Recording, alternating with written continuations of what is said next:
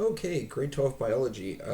Unless I'm miscounting, this is the fourth and final note in the homeostasis unit. This one's about the excretory system uh, and also some applications of homeostasis.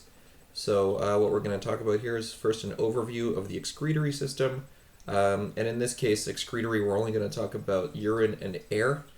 Feces and sweat are also excretion, but often aren't lumped into the excretory system. The feces tends to be lumped into digestion, and sweat tends to be lumped into endocrine. Um, we'll learn some basic principles of this system with regards to water and pH balance, which is its main goal. And then we're going to get into how it actually does this mechanically. The nephron is what this is called, which is the functional unit of the kidney.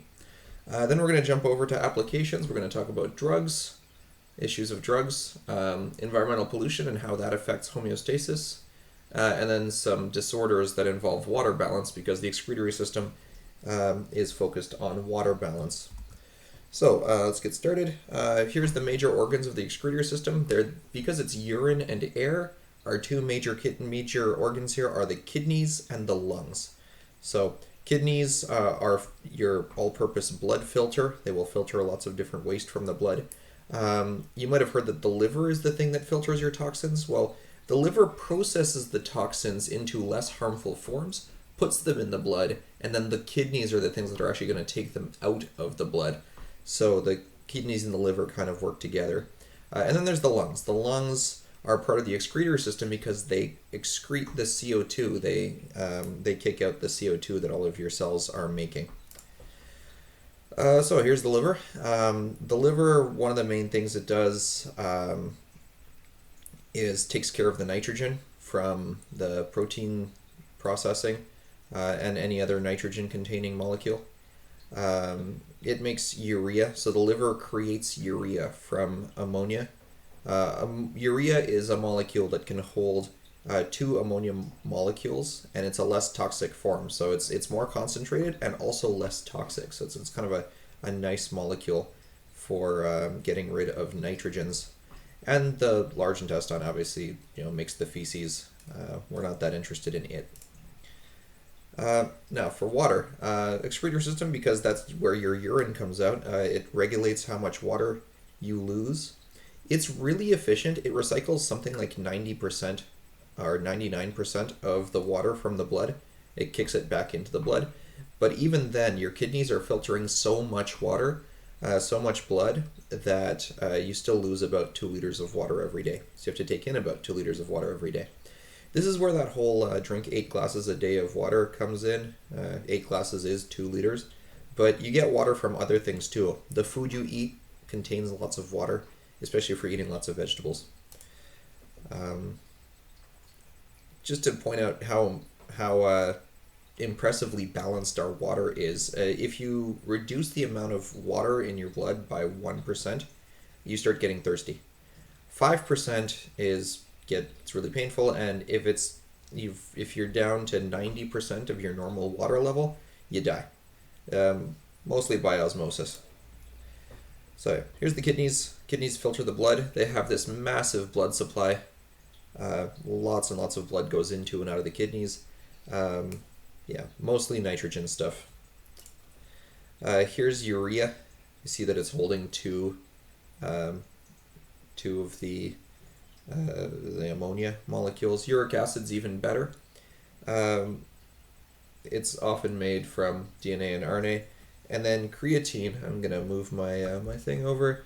Creatine is a waste product of muscle action. We learned about creatine when we talked about energy sources. So the creatine actually gets filtered out as well.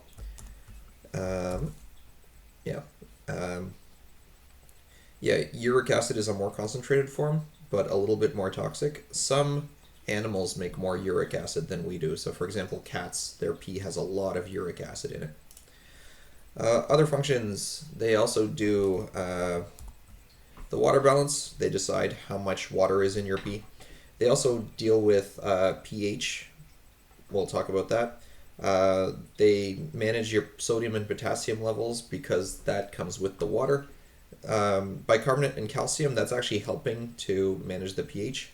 And because your kidneys are constantly kind of clued into what your blood is doing, they also have receptors in them that check how many red blood cells you have and can actually stimulate red blood cell production. So that's kind of neat. Here's the structure of a kidney. Kidneys have three major structure parts. There's the cortex, which is the outside, the medulla, which is the inside, and the pelvis, which is where all of the pee collects, the urine collects in the pelvis. And kind of spanning the cortex and medulla are your nephrons, right? Kind of between the cortex and the medulla. Yeah. Those nephrons are the individual filters. They kind of push salt and water around to make your pee. And that's where this comes in. Because of osmosis, water wants to go where it's more salty. So sodium will go somewhere, and then chlorine will follow the sodium because sodium is positive and chlorine is negative. And then wherever the sodium and chlorine is higher, the water will flow towards where the sodium and chlorine is higher to try to equal the concentration. So you're going to see that a lot in the kidney. It plays with the salt balance in order to make the water go where it needs to go. And then we're also going to talk about these two hormones. Antidiuretic hormone, we briefly discussed it in the last lesson. It makes you pee less. We say that it stimulates H2O reabsorption. And there's another one called aldosterone, which is a fatty hormone. It's a steroid hormone. It will make your kidneys retain more salt and also retain more water because of it. Usually, though, it's the antidiuretic hormone that's doing most of the work because we usually have plenty of salt in our body. So yeah, water follows salt. Antidiuretic hormone, we'll talk about its effects later, so I'm not going to read this entire slide. But it's interesting to note that antidiuretic hormone doesn't have a counteracting hormone. There's no complementary hormone to antidiuretic hormone. It's just released or not released. The reason that it doesn't need a counteracting hormone, the reason that it doesn't need a complementary hormone, is the kidneys are going to release a certain amount of water just as a natural part of their action. So, so the way to make your body release more water is just to not have antidiuretic hormone in the system. So there's a natural kind of push towards the other direction. So there's no need to have the other type of signal. Here's a quick diagram of this. You can imagine how it works. When you have lots of water, you don't need to release antidiuretic hormone, so your kidney pees out the water, and then some osmoreceptors in your brain, actually in the hypothalamus, read your blood. They see how much water is in there. If they realize that there's not enough water in there or it's starting to load and to slow down, it signals the pituitary to release ADH, and then the antidiuretic hormone makes the kidney put more water back in the blood, meaning less water in the pee, so you maintain your water balance. Also, there's pH balance. pH balance is done through this chemical equilibrium between bicarbonate and CO2 and carbonic acid. You have extra bicarbonate in your kidneys. Your kidneys actually maintain a supply of bicarbonate and can release it to make your blood more basic. And your lungs, over here, your lungs can push out more CO2 if your blood is too acidic. So if your blood is too acidic, you're going to kind of shift over this way. If your blood is too basic, you're going to shift over the other way. Yeah, it's pretty neat. Most of it is done by the lungs. Most of it. Your breathing rate depends on how much CO2 is in the is coming out of you and how much CO2 is in your body. Really interestingly, actually, only about 10% or 15% of the CO2 in your blood is actually contained as CO2. Most of the CO2 is actually in a bicarbonate form, and the bicarbonate form is much slower to exchange through the lung membrane. So most of the CO2 actually just comes back through another loop and then gets exchanged later. So we don't exchange all of our CO2 in one breath. Yeah, and that's the kidney's role. The kidney's role is to manage the pH, because the kidneys are all about absorbing and secreting things into the blood, so they can kind of pull in bicarbonate or excrete H+. They help out. Right. How does the blood get to the kidneys? Is the last piece in the overview. There's these renal arteries. Arteries come out away from the heart and in, and then there's the vein, comes back and comes back up and into the heart.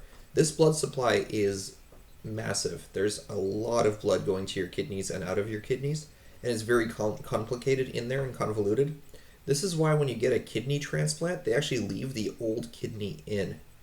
They stick the new kidney in kind of down here near the pelvis, and they wire it in. They just kind of attach it in with blood vessels to this part of the blood, rather than taking out the old kidney. So people that have had kidney transplants actually have 3 kidneys now, because it would be too complicated and would kind of be too dangerous for the patient to take out the old kidney because of how much blood supply they get. It's a weird medical fact. There's people walking around with 3 or 4 kidneys these days.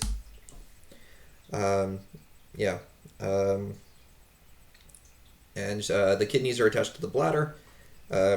Long story short, the bladder has muscles around it, and when the bladder swells with liquid, the muscles swell with it, and then the muscles have nerve cells that detect the swelling and send a message up to your brain being like, hey, we have to pee. Hey, we have to pee. And it kind of goes in stages. When you have about a cup of urine in your bladder, you get the nerve signals. About 4, getting up near 2 cups, you get a more urgent signal that you really need to pee. So this is like, I could pee. This is like, I really need to pee. And then when you have like 600 mils plus, unless you're really holding it in, your bladder will actually just release spontaneously. Your autonomous system overrides your somatic system, and you'll just pee yourself. Now we're getting into nephrons, which is the functional unit of the kidney. So I'm going to pause and change my stuff up. Okay, we're back off pause. We're talking about the nephrons, which are the functional unit of kidneys. So your kidney has millions of these, and they have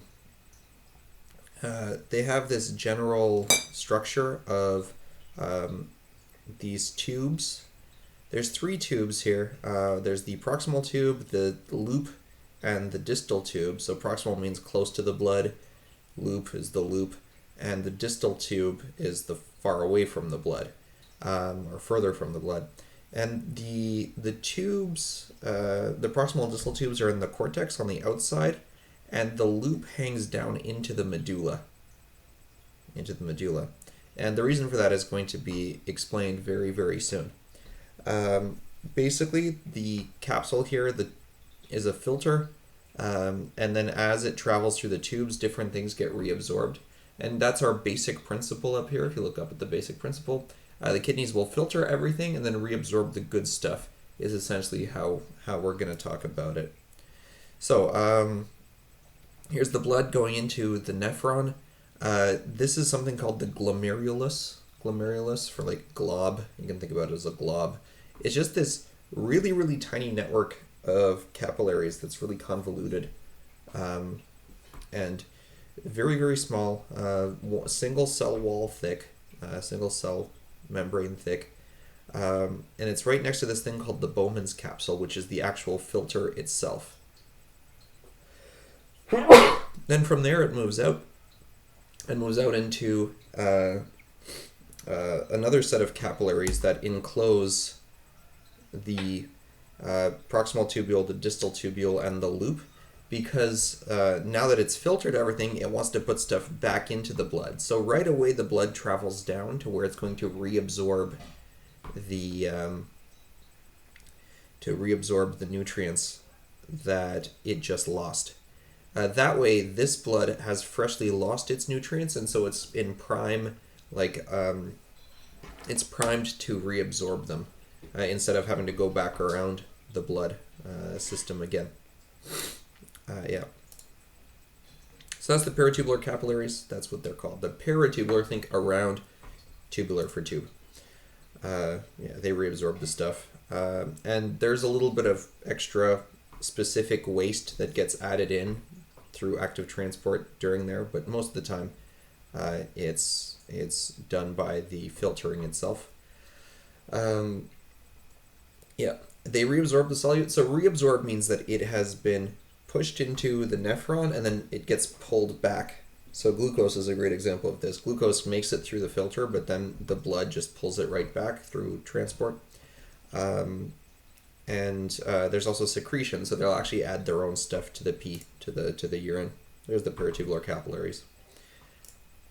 So filtration. Filtration happens through the Bowman's capsule. Bowman's capsule, think of it like a coffee filter or a sieve or anything like that. It catches, the big stuff stays in the blood, like blood cells and stuff, but little stuff like sugar and salt and urea and various other things will go into the filtrate.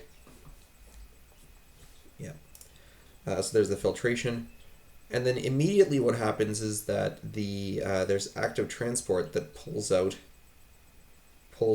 the sodium. And then the chlorine follows the sodium because of the attraction.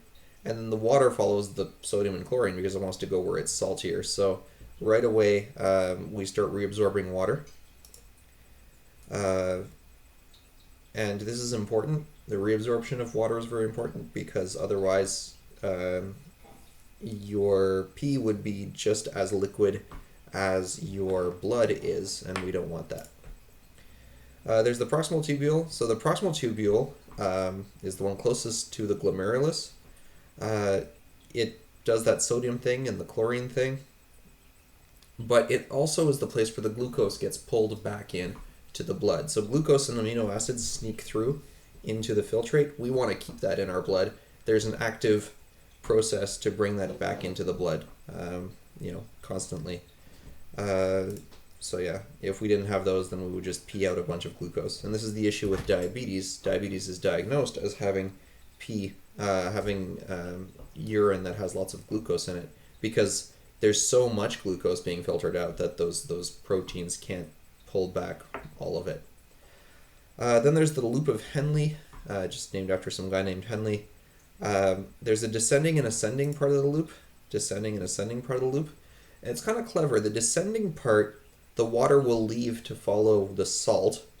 And it gets saltier and saltier on the way down, so more and more water comes out. And then on the way up, it suddenly changes in the ascending part of it, in the upgoing part of it, to become impermeable to water. So the water comes out, and then over here, it's salty, but the water doesn't want to can't come in because it's impermeable to water.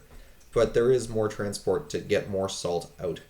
So there's a lot of salt that gathers around this collecting tubule, and down here is where the final water reabsorption can be done. So yeah, that's what this is saying. The ascending loop is impermeable to water. It's a clever little system that on the way down water can leave, but on the way up they have this tissue around it so water can't come back in. Collecting duct does the fine-tuning of the water, so that's where the ADH is going to act, the antidiuretic hormone. It kind of opens up extra pores for water to sneak back into the collecting tube. Yeah,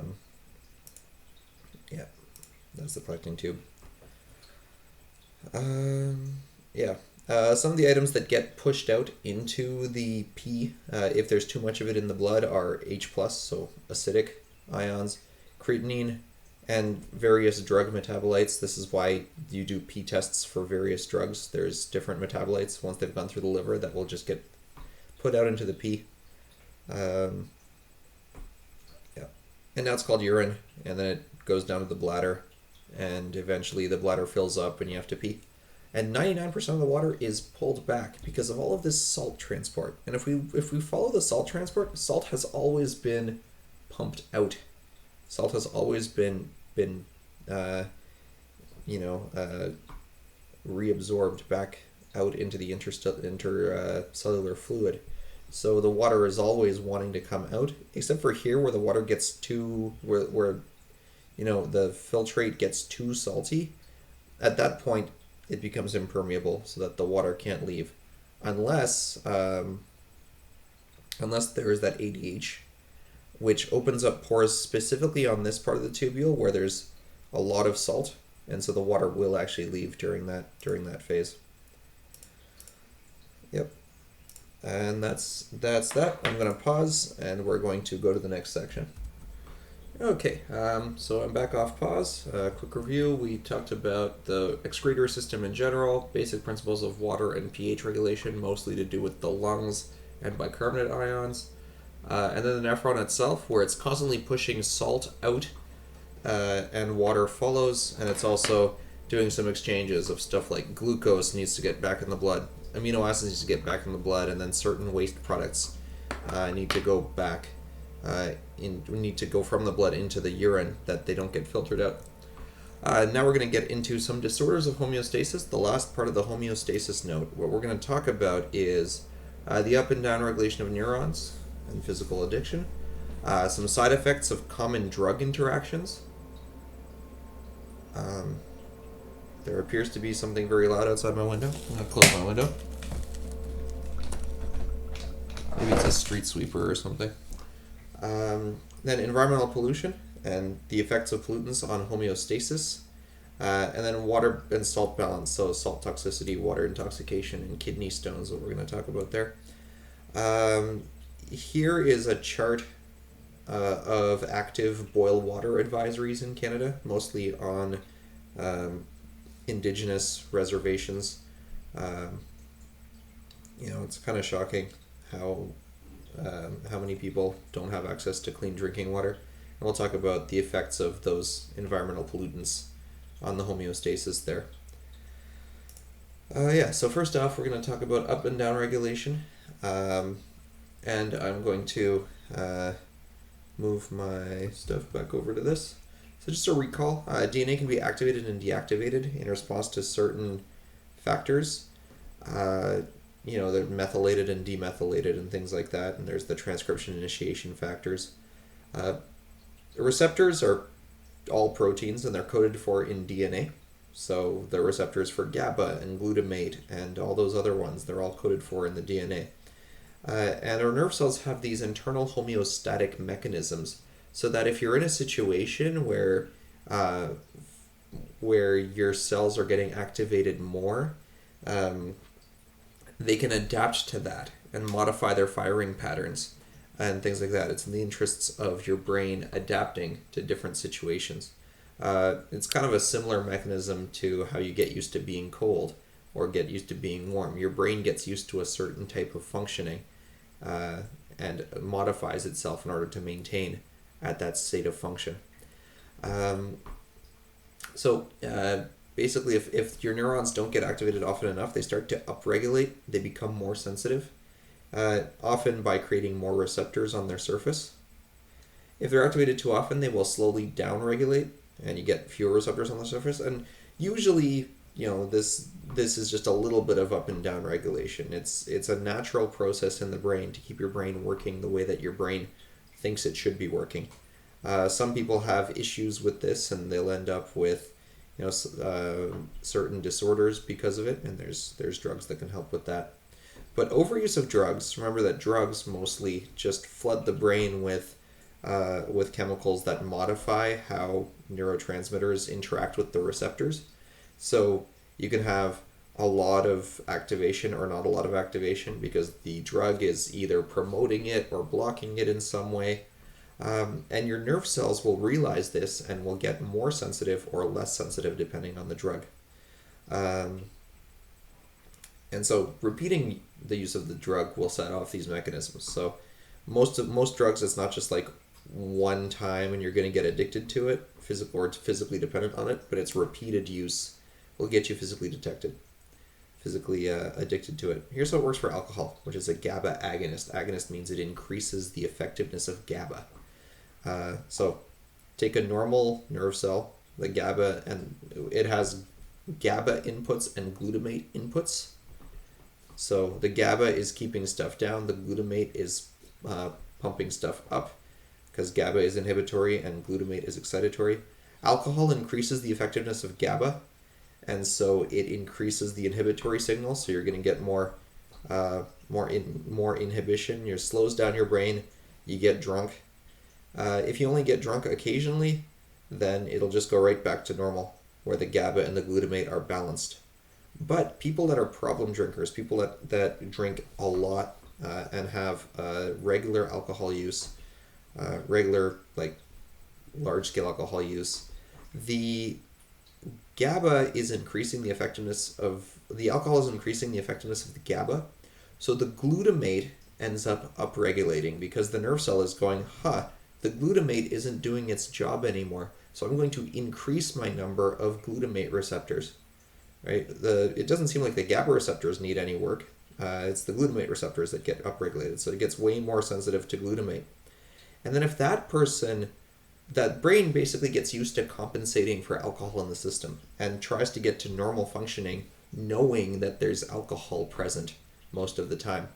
And then when the alcohol is out of balance, when the alcohol is gone, the GABA is doing its normal work, but the glutamate is still upregulated. Remember that nothing was affecting the glutamate. The brain just made more receptors to manage, to try to get back to a normal balance. And so that's your upregulated glutamate, which makes it, which means that when you're in withdrawal state now, this person's brain is getting way too many excitatory signals. Really, really bad, like really chronic alcoholics can actually have seizures if they go off of alcohol too quickly, because the brain is throwing too many signals, and that's what causes a seizure, is the overactiveness of the brain, overactivity of the brain. It's particularly strong for depressants, so I'm going to move my stuff back over. The mechanism is really strong for depressants like alcohol and Xanax, because your brain wants to keep working. So if something's slowing it down, it really wants to upregulate, because it wants to, stay alive. And it's also very strong for this mechanism, very strong for narcotics like heroin and morphine. The physical dependency to heroin and morphine builds very, very quickly. And the narcotics have really bad withdrawal symptoms because the primary thing about narcotics is that they help you sleep, and they reduce your pain. You think about narcolepsy, that's where narcotics comes from, so narco is sleep. And so when you're off of them, the upregulation means that you are in pain and you can't sleep, right? Your wakefulness signals are much stronger, and so yeah, the withdrawals are really bad for those. This is also how people gain caffeine addiction. Caffeine is also surprisingly very fast for your brain to get used to, but it's also very fast to quit caffeine, and there's no really bad side effects to it. So most popular drug in the world, right? Caffeine. Next up is side effects, so drug interactions. I'm going to pause for a sec. Okay, we're back. This is about drug interactions, and a lot of these drug interactions affect the liver, because it's using enzymes to process these drugs into less harmful things. Basically this is don't mix drugs. This is something interesting. The leading cause of acute liver failure in Canada is Tylenol overdose. So about 700 people are hospitalized for taking too much Tylenol every year. And the reason for that is the Tylenol is processed into this form, and this particular carbon, when it's oxidized, has this reactive nature to it. Your liver carries a certain enzyme that is called glutathione that can kind of stop that carbon from being dangerous. But if there's not enough glutathione in your system, or if you just take too much Tylenol, then you can get permanent liver damage from taking too much Tylenol. This is why there's specific amounts that you can take on the package. It's particularly bad because it's particularly bad to mix Tylenol and alcohol. So please don't do it, because your liver uses the same enzymes on different things. So this same enzyme, that processes this, also processes alcohol. So if the alcohol is in the system, your liver is actively working on clearing the alcohol from your system. There's not enough of this stuff around. There's not enough of the sulfur stuff around to attack that evil carbon, and so it's going to go and do more liver damage. So alcohol damages your liver. Tylenol damages liver. Alcohol plus Tylenol will overload your liver's capacity, and it will do a lot of liver damage. So, watch out for that. You see it a lot with people that are dependent on alcohol, and they use Tylenol to stave off the headache, not realizing that there's still alcohol in their system. There's another weird interaction here is grapefruit juice. There's a surprising amount of medication that you're not allowed to eat grapefruit or drink any kind of grapefruit juice while you take that medication, because grapefruit has this specific protein that blocks the action of an enzyme. That means that the liver enzyme won't process that drug, and so you get too much drug. Or some drugs need to be transported into the bloodstream, and the grapefruit juice will block that transporter, and so the drug doesn't get into the bloodstream.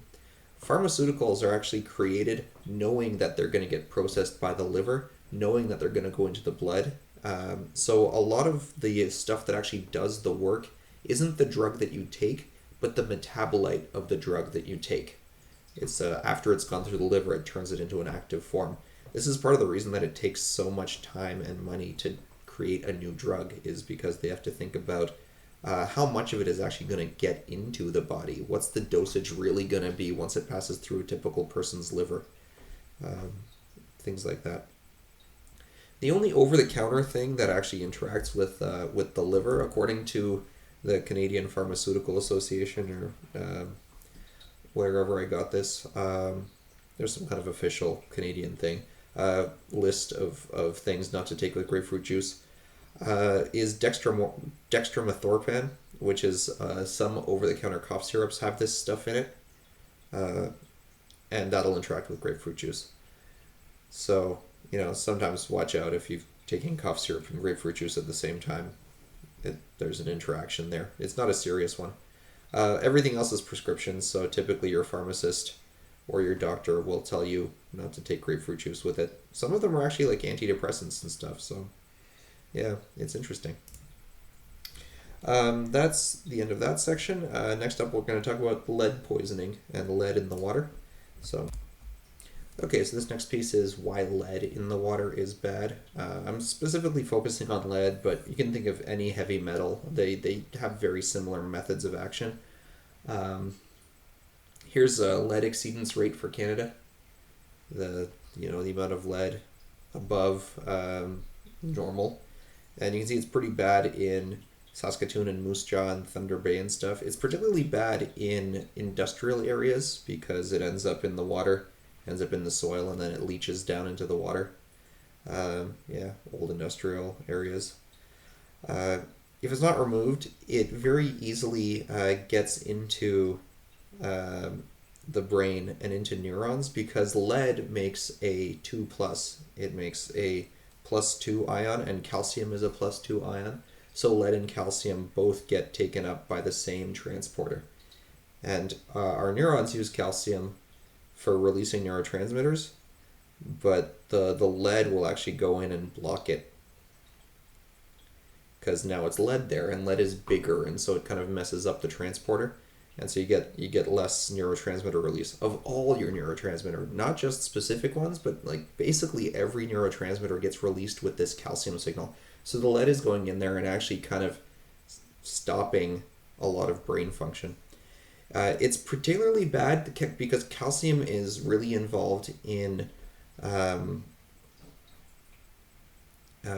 increasing the connectivity between neurons.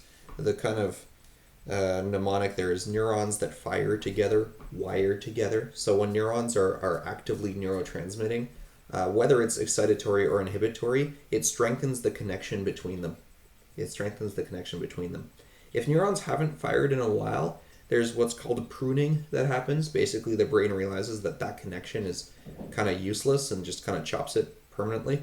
So your neurons need a certain rate of fire to keep firing, to keep that connection, that specific connection. And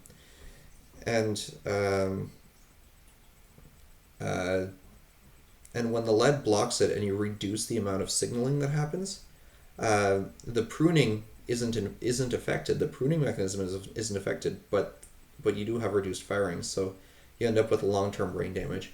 And this pruning and new connection stuff is particularly important in little kids because that's when all of the new connections get formed. If you think about, babies when they're in that sensory motor stage, they're just kind of trying out all kinds of weird stuff. Like you see them doing weird stuff with their hands and like staring at their fingers really intently because they're making those brain connections and taking away the ones that don't work and keeping the ones that do. If they get lead exposure during that time, where there's a lot of pruning going on, they can have permanent brain damage, permanent learning difficulties. And some people have even said that this corresponds to the violent crime rate, that the lead in the water, which is in green,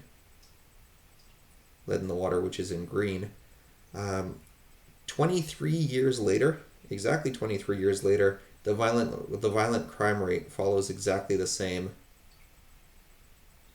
Violent crime rate follows exactly the same curve, basically. So some people blame the increase in violent crime and then subsequent decrease on lead levels in the blood. And I just pointed out here that these years in green were the years that the baby boomers were born. So there was a lot of lead in their blood when they were kids. Make of that what you will. Yeah, and then some timelines of different things that people have done to reduce the amount of lead. There's acceptable blood level, and then they took away leaded gasoline, then they took away lead paint, and then they kept revising the level of blood that people can have, that level of that lead in the blood that people can have, way down to less than 5 micrograms per deciliter. So there's the less than 5. Yeah, and I was born right here, so I was after the worst of it. All right, that's that one, and then the last thing we're going to talk about is diseases of water balance. So I'm going to pause. Okay, the last piece here is diseases of water balance. Basically, what happens when you have the wrong level of a certain solute in your blood, whether too high or too low. Over here we have a list of different symptoms. If you have too high sodium, you'll have thirst, high temperature, various things. If sodium's too low, you get cramps and vomiting and diarrhea. Reason for that is, sodium is your main water balance one. So sodium's too low, the water's going to leave and go out, and that's where you get the diarrhea. Thirst, if your sodium's too high, because you're too much water leaving, or you want to balance out that water rather. Potassium is too high, you get diarrhea. Potassium is too low. Potassium is very important in muscle function and nerve signaling, as you guys know. So low potassium can lead to paralysis and stuff. Calcium, very, very important in muscle contractions. It's the thing that signals the muscle to contract. So if it's too low, you get cramping and tingling. And if it's too high, you get coma and weakness. Because calcium is also it's the one that tells our nerve cells to release neurotransmitter. Magnesium is part of your hemoglobin. If it's too high, you get some weird stuff going on. It's also, magnesium is involved in telling your heart how to beat, kind of. So you get weird heart rhythms when your magnesium is too high or too low. Yeah, interesting stuff. Calcium levels are really prevalent. And doctors have this mnemonic for hypercalcemia: bones, stones, groans, and moans, because calcium is implicated in your bones. So if your bones hurt, maybe there's calcium being leached off of your bones. If you get kidney stones from too much calcium, the smooth muscle in your intestine is affected by the calcium, and calcium is used as that neural signaling molecule, so you end up with some weird nervous system stuff like memory loss and psychosis and stuff like that. Too much water, meaning too low of everything else, can cause lots of problems. In particular, if you drink way too much water, it'll actually swell your brain cells. Like literally osmosis, the water will go into your brain cells and they'll swell up, and then your cells can't do their job properly, and you get drunk off of water because your brain cells aren't signaling right. Here's an example of a lady who actually, went blind after drinking too much water because it swelled her brain. It's surprisingly common in athletes. People drink too much water, and they die because they don't have enough of these things. And the last piece here is kidney stones. So kidney stones happen because the minerals gather in your kidneys. Your kidneys are filtering them out. And if they gather too quickly, they'll start clumping into specific stones. Calcium creates the most common stones. 75% of stones are calcium stones. It also you can also get those from overdosing on vitamin C and vitamin D. Struvite, about 15% of stones, is ammonium and bicarbonate, often from urinary tract infections because the bacteria is kind of messing with the proteins in there, and that's creating the ammonium. Uric acid, fairly rare from acidic urine, sometimes seen in type 2 diabetics. And cystine stones are from a genetic disorder, but most of them are from calcium, from having too much calcium or having too much vitamin C or too much vitamin D. And that's it. That's it for the lesson. We talked about an overview of the excretory systems, basic principles of like the lungs kicking out CO2 to keep your blood pH under control, or if your blood pH goes too low, your kidneys can actually release acid into the blood to manage it.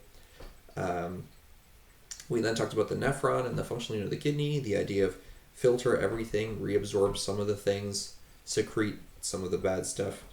We talked about drug issues like dependency, and drug interactions like Tylenol and alcohol. It's an interesting drug interaction. Then how lead messes up your brain, specifically that learning type stuff of your brain, the wiring of your brain. And the last piece here, we just finished talking about water balance disorders and kidney stones. That's it. Thanks for listening, and I'll see you guys in class.